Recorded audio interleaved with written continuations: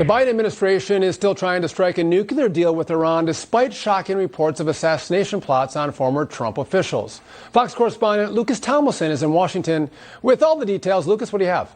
Sean, the Justice Department says this is an act of revenge after President Trump ordered the killing of Iran's most powerful general, Qasem Soleimani, responsible for the deaths of more than 600 American troops during the Iraq War. Shahram Poursafi, a member of Iran's Islamic Revolutionary Guard, is now wanted by the FBI. The Iranian operative plotted the murder of top Trump officials from outside the United States. The scheme involved an offer of $300,000 to a person he met over social media to, quote, eliminate John Bolton and Mike Pompeo. Bolton tells Fox the assassination plot is a, quote, act of war and calls on the Biden administration to terminate the nuclear talks.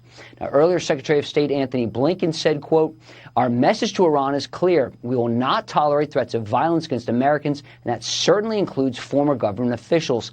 Any attack would be met with severe consequences.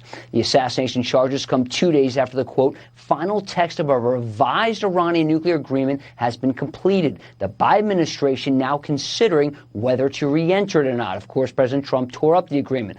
A former Deputy Assistant Secretary of Defense during the Trump administration tells me the timing of this news is very suspicious.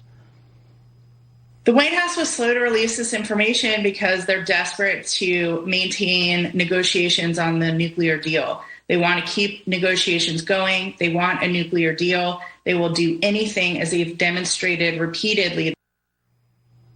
A White House spokesman telling me the assertion that this news was slow-rolled to not upset the nuclear talks is, quote, categorically false, Sean.